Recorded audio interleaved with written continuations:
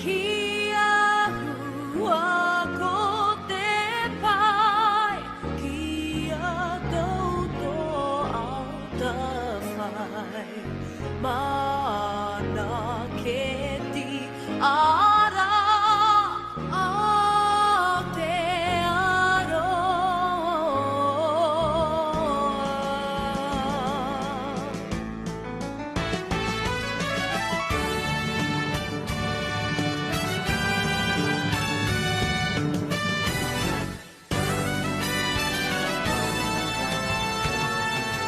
God of nations at thy feet, in the bonds of love we meet.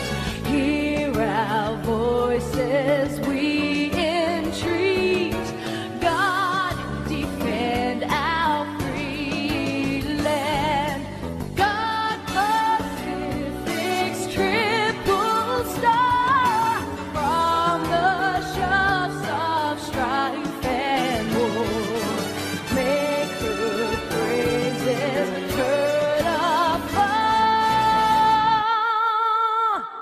God, defend New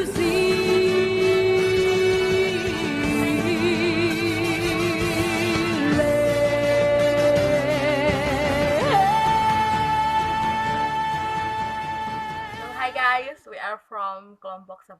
Kami akan mempresentasikan tentang Selandia Baru atau yang lebih dikenal dengan New Zealand. So before you watch this video, don't forget to subscribe, like, and comment guys. Hope you enjoy this video.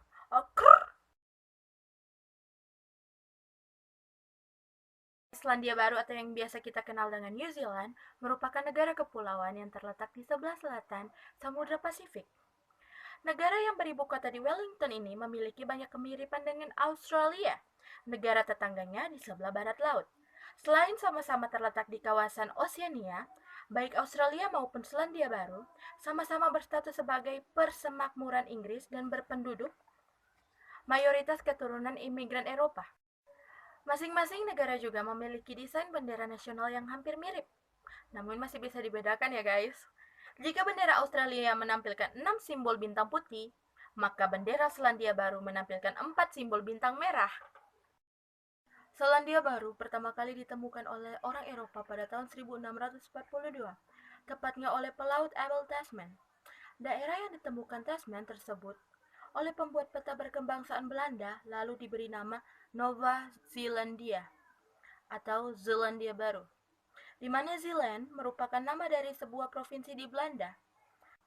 Nama tersebut lalu digunakan oleh orang-orang Eropa untuk menyebut daerah yang bersangkutan hingga sekarang.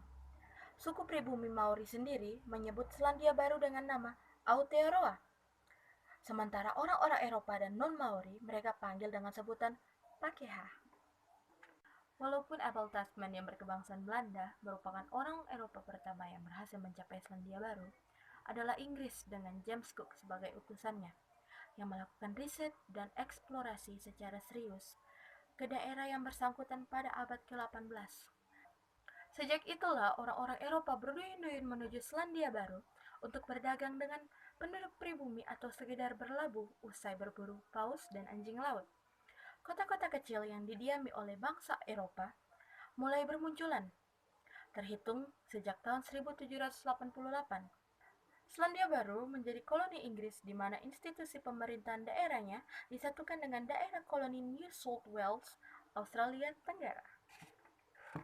Salah satu komoditas dagang yang ditawarkan oleh orang Eropa kepada masyarakat Maori adalah senapan.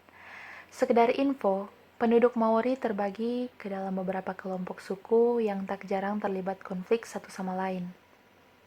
Awalnya mereka hanya menggunakan senjata tradisional seperti tombak dalam pertempuran, dan begitu mereka mengenal senapan, mereka pun beralih menggunakan senjata yang bersangkutan untuk memerangi kelompok suku rivalnya. Akibatnya sungguh mengerikan karena sejak itu jumlah korban tewas dalam perang antar sesama suku Maori meningkat tajam. Periode berdarah yang berlangsung di paruh awal abad ke-19 tersebut dikenal sebagai Perang Senapan atau Musket Wars. Memasuki abad ke-19, jumlah orang Eropa yang berimigrasi ke Selandia Baru meningkat tajam. Awalnya, para imigran ini datang untuk beternak domba. Namun, pasca ditemukannya tambang emas di Pulau Selatan pada tahun 1861, muncul gelombang migrasi baru untuk menambang emas. Tahun 1838, sejumlah pebisnis Inggris mendirikan perusahaan New Zealand Company, di mana fokus operasi New Zealand Company adalah membeli tanah secara besar-besaran dari penduduk pribumi, lalu menjualnya kepada imigran Eropa. Namun, masalah baru muncul karena orang Eropa dan Maori memiliki dua pemahaman yang berbeda mengenai konsep kepemilikan tanah, sehingga sengketa antara keduanya pun menyambul ke permukaan. Perjanjian dengan pribumi sebagai solusi atas masalah sengketa lahan dan memburuknya kondisi keamanan Selandia Baru akibat Perang Senapan, perwakilan Inggris dan sejumlah kepala suku Maori lalu melakukan perundingan. Hasilnya pada tahun 5 Februari 1840 dicapailah kesepakatan yang dikenal sebagai Traktat Waitangi. Berdasarkan traktat tersebut, Kerajaan Inggris memiliki kedaulatan politis atas Selandia Baru dan hak eksklusif untuk membeli lahan dari penduduk Maori sebagai gantinya. Kerajaan Inggris bertanggung jawab atas keselamatan penduduk Maori dan ketertiban Selandia Baru. Dicapainya Traktat Waitangi kerap disebut-sebut sebagai titik awal dimulainya kolonial penuh Inggris atas wilayah Selandia Baru.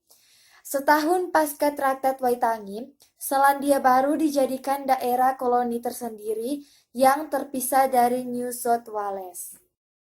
Pemerintah Selandia Baru menjalankan Statuta Westminster 16 tahun kemudian.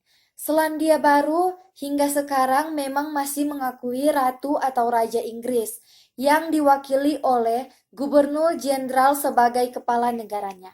Namun keberadaan mereka lebih bersifat seremonial karena urusan pemerintahan dipegang sepenuhnya oleh Perdana Menteri, hasil pilihan parlemen di mana komposisi parlemen sendiri ditemukan oleh rakyat Selandia Baru via pemilu.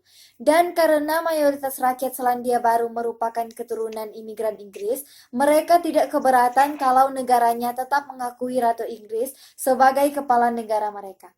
Inggris sendiri memberikan kebebasan kepada pemerintah Selandia Baru perihal apakah negara tersebut mau bertahan dengan bentuk negaranya sekarang atau berubah supaya tidak perlu lagi mengakui Ratu Inggris sebagai kepala negaranya. Baiklah, selanjutnya saya akan menjelaskan tentang letak geografi Selandia Baru. Selandia Baru terletak di pusat belahan lautan yang memiliki dua pulau utama dan sejumlah pulau kecil lainnya. Pulau Utara dan Pulau Selatan dipisahkan oleh Selat Cook. Pulau-pulau di negara ini terletak di antara 34 derajat, 25 lintang selatan sampai 47 derajat, 17 lintang selatan dan 166 derajat, 27 bujur timur sampai 178 derajat, 35 bujur timur. Selandia Baru memiliki panjang lebih dari 1.600 km, juga memiliki lebar yang maksimal 400 km. Garis pantai Selandia Baru kira-kira mencapai 15.134 km dan luas daratannya seluas 268.021 km persegi. Karena pulau-pulau di Selandia Baru ini terpisah jauh, juga memiliki garis pantai yang sangat panjang, Selandia Baru memiliki sumber daya kelautan yang sangat melimpah. Selandia Baru juga memiliki danau yang terbesar yang disebut Danau Taupo. Baik, sekarang kita akan masuk pada pembahasan iklim yang ada di Selandia Baru. Selandia Baru beriklim lautan yang sedang dengan suhu rata-rata tahunan berkisar antara 10 derajat Celcius di selatan sampai 16 derajat Celcius di utara. Maksimal dan minimal yang pernah dicatat adalah 42,4 derajat Celcius di Rangiora, Santeburi, dan min 25,6 derajat Celcius di Ranfurly, Otago. Kondisi sangatlah bervariasi dari satu region ke region lainnya, dari yang sangat basah di pesisir barat Pulau Selatan sampai yang hampir semi gersang di Otago Tengah dengan cekungan Mackenzie di pedalaman Santeburi dan subtropis di semenanjung Auckland Utara. Di antara 7 kota terbesar, Christchurch adalah yang paling kering, rata-rata hanya menerima 640 ml curah hujan per tahun, dan Auckland adalah yang paling basah karena daerah ini menerima hampir 2 kali lipat yang diterima Christchurch. Auckland, Wellington, dan Christchurch semuanya menerima rata-rata 2000 jam paparan sinar matahari per tahun. Bagian selatan dan barat daya Pulau Selatan beriklim lebih sejuk dan berawan, dengan kira-kira 1400 sampai 1600 jam paparan sinar matahari per tahun.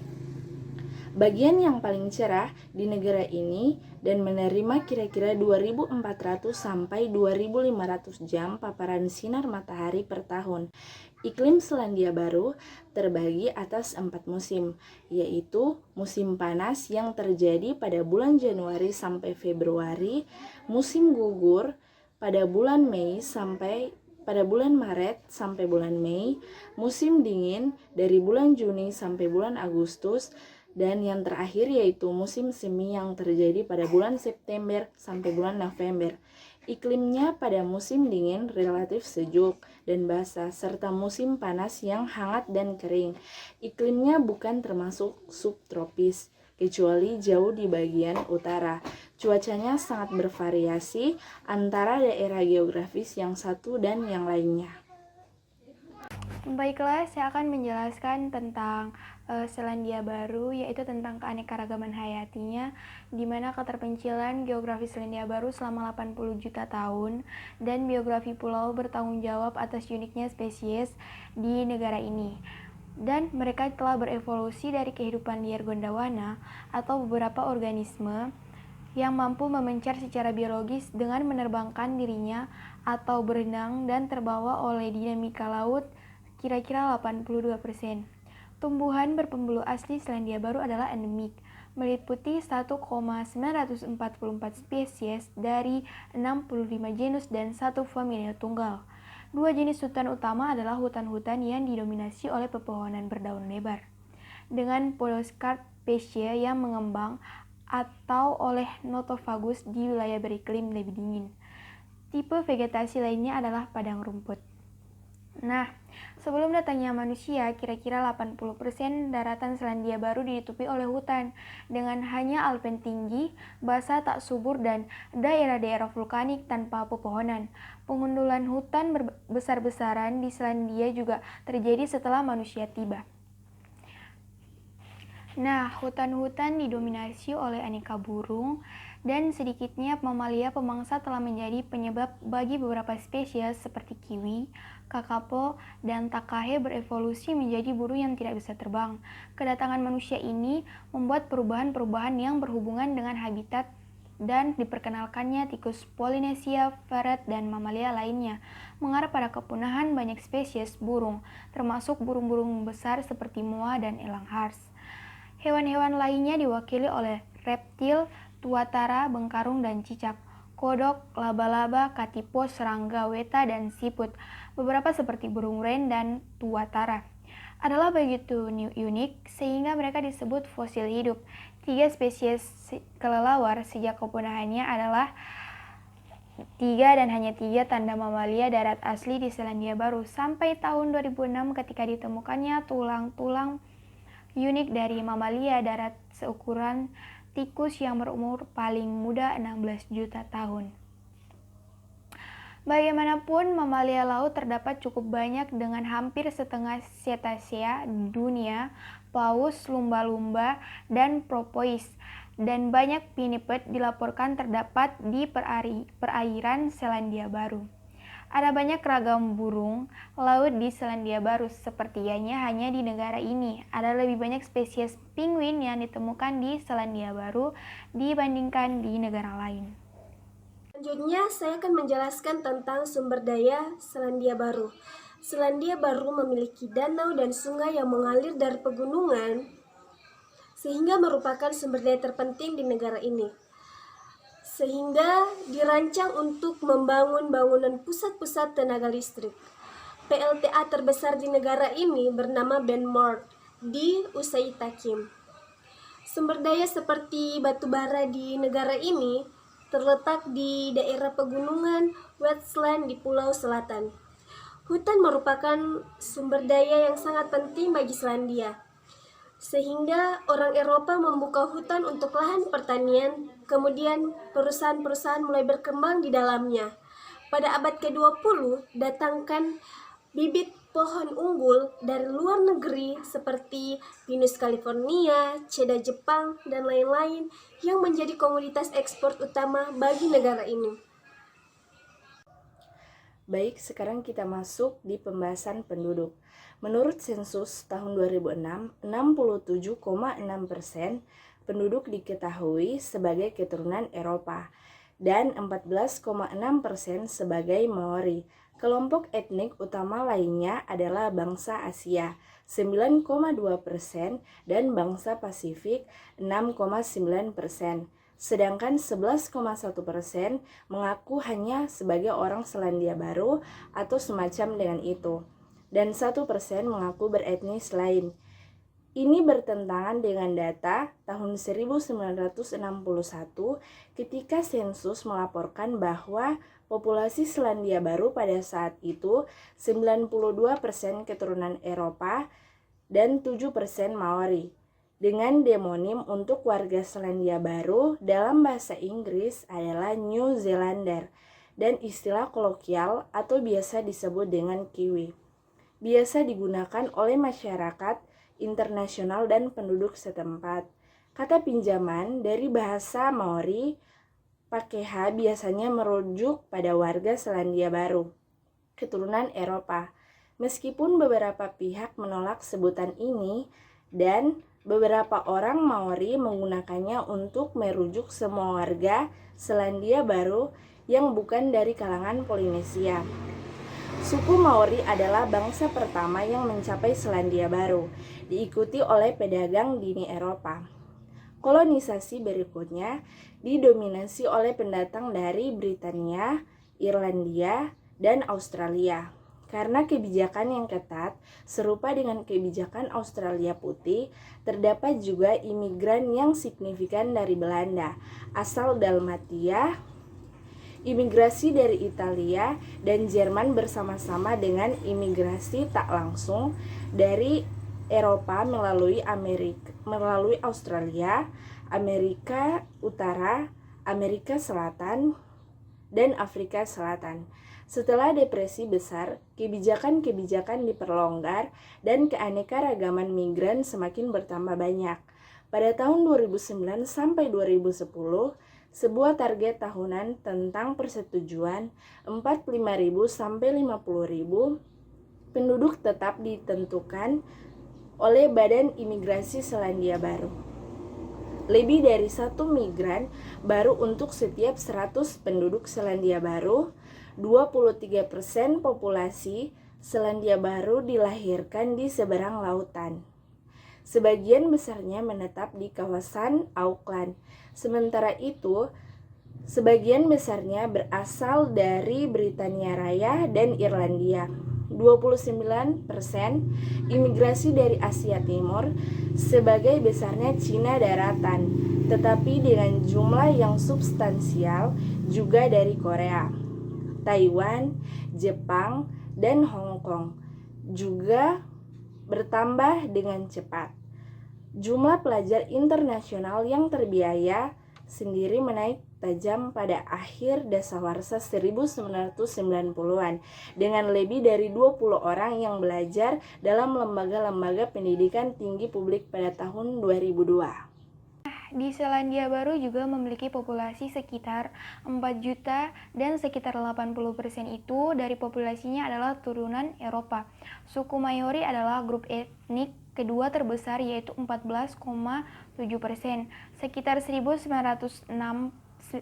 1996 dan 2001, jumlah orang Asia yaitu 6,6%, melewati jumlah orang Kepulauan Pasifik yaitu 6,5%. Kristen adalah agama dominan di Selandia Baru, meskipun hampir 40% populasinya tidak memiliki agama. Denominasi utama Kristen adalah Anglikan, Presbyterian, Katolik, Roma, dan Metodis. Ada juga sejumlah orang yang menyebut mereka gereja Pantekosta dan Baptis, dan juga Mormon. Nah, gereja Ratana yang berbaris di Selandia Baru memiliki banyak pengikut, di antaranya orang Maori.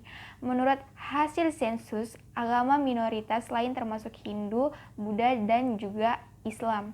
Terdapat dari 36.000 Muslim di Selandia Baru yang sebagian besar adalah pendatang baru.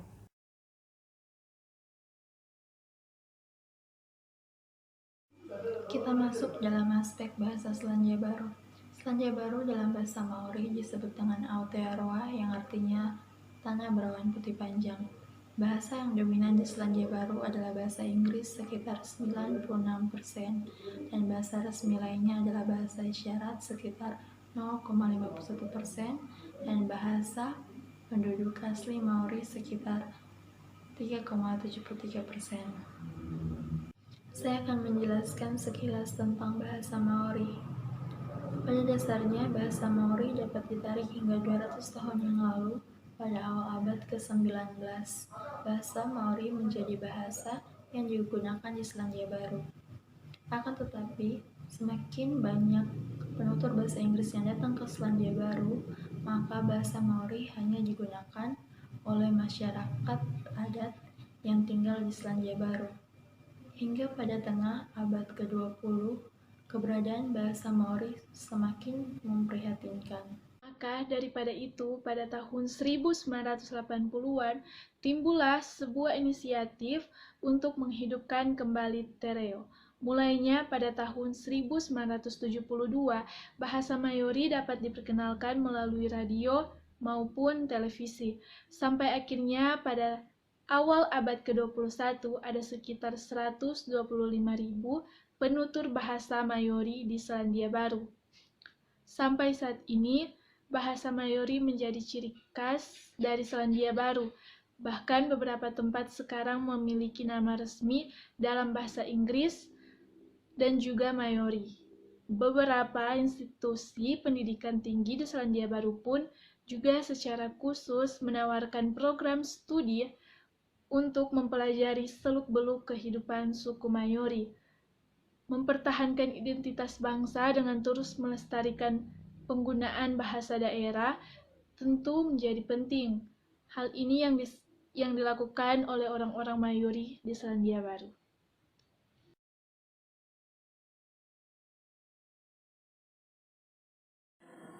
Nama saya Gadis Pramesti. Berikut saya akan menjelaskan tentang hal-hal unik atau menarik dari New Zealand atau Selandia Baru. Yang pertama itu bungee jumping.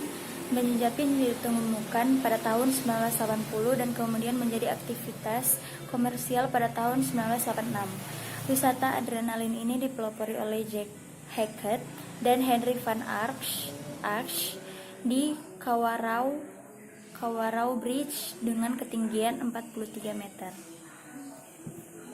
di Queenstown. Orang New Zealand menyebut dirinya dengan Kiwi yang sudah berlangsung sejak Perang Dunia I, di mana tentara New Zealand menggunakan panggilan nama tersebut. Dolar New Zealand juga disebut dengan Kiwi dalam pasar keuangan internasional.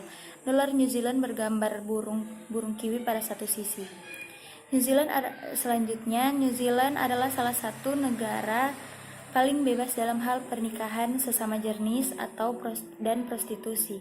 Usia diperbolehkan mengkonsumsi minuman keras adalah 18 tahun, usia diperbolehkan mengendarai mobil 15 tahun, dan usia yang dianggap dewasa untuk urusan seks adalah 16 tahun. Yang keempat, New Zealand dengan Denmark adalah negara yang tingkat korupsinya paling rendah menurut Corruption Perception Index. Yang kelima, New Zealand mempunyai 3 bahasa resmi, yaitu bahasa Inggris, Maori, dan bahasa isyarat New Zealand. Yang keenam, New Zealand adalah seukuran Inggris, tetapi hanya mempunyai 4 juta dibanding dengan Inggris yang berpenduduk 63 juta jiwa. Ketujuh, New Zealand adalah tempat pertama yang mendapatkan sinar matahari, khususnya kota kecil Rangitukia di North Island. Selanjutnya, hampir semua film dari The Lord of the Ring dibuat di New Zealand. Dalam film The Lord of the Ring, minuman yang nampak dalam film tersebut adalah minuman khas New Zealand yang mendapat julukan pikiran yang membawa ketenangan atau Sobering Toad. 9. Nancy Wake, kelahiran New Zealand, nama sandinya White Mouse atau tikus putih, memimpin serangan gerilya melawan Nazi dengan 1.000 tentara yang kuat. Dia mempunyai tanda jasa double sebagai orang yang paling dicari dan menjadi wanita yang paling berjasa selama Perang Dunia Kedua. Dia pernah membunuh tentara SS atau Nazi dengan tangan kosong. Yang 10, New Zealand adalah salah satu-satunya negara yang mempunyai 3 posisi tinggi serempak yang semuanya dipegang oleh seorang wanita, yaitu Perdana Menteri Helen Clark, Gubernur Jenderal Dame Sylvia Cartwright, dan Kepala Pengadilan Sian Elias. Lalu selanjutnya, orang New Zealand, Baron Ernest Rutherford, adalah orang pertama yang berhasil memecahkan atom. Dia juga menemukan dan menamai proton, atom, dan proton, yaitu zat kimia. Bandara Gisborne mempunyai jalan kereta api yang melintas tengah-tengah landasan kapal terbang. Selanjutnya, New Zealand pertama kali ditemukan oleh orang Eropa pada tahun 1642 ketika pelaut Belanda Abel Tasman tiba di New Zealand. Dia meninggalkan New Zealand setelah beberapa krunya dibunuh oleh suku Maori. Dan tidak sampai pada tahun 1769, Kapten Inggris James Cook tiba di New Zealand dan membuat peta untuk daratan tersebut. Selanjutnya, ketika ditemukan oleh pelaut Belanda, New Zealand tidak dimasukkan ke dalam Amerika Selatan, maka namanya diubah dari Statenland atau Amerika Selatan menjadi Nova Zealandia atau New Zealand, dari nama provinsi di Belanda yaitu Zeeland. Last but not least, Kepala negara New Zealand adalah Ratu Elizabeth II. Dia diwakili di New Zealand oleh seorang gubernur jenderal yang mengesahkan seluruh undang-undang yang dibuat oleh parlemen terpilih New Zealand. Jadi, hubungan Selandia Baru dengan Indonesia adalah hubungan bilateral luar negeri. Hubungan bilateral antara negeri ini sebenarnya telah terjalin pada tahun 1950 karena keterbatasan komunikasi antara dua negara yang membuat kerjasama di beberapa bidang penting seperti perdagangan yang baru saja berjalan pada tahun 1961 atau pada akhir kepemimpinan Presiden Soekarno. Kedua negara ini juga banyak mengikuti organisasi internasional seperti Indonesia memiliki duta besar di Wellington dan sebaliknya Selandia Baru juga memiliki duta besar di Jakarta. Hubungan bilateral kedua negara diawali dengan kerjasama di bidang pendidikan pada akhir tahun 1950-an, yaitu dengan dilaksanakannya pendidikan bahasa Inggris di bawah kerangka Colombo Plan. Hubungan Indonesia dengan Selandia Baru juga dipengaruhi oleh perkembangan domestik di Indonesia dan cap pribadi Soekarno terhadap kebijakan luar negeri Indonesia. Hubungan ini terpengaruh terhadap sejarah modern Indonesia, revolusi Indonesia melawan Belanda, dan konfrontasi Indonesia-Malaysia.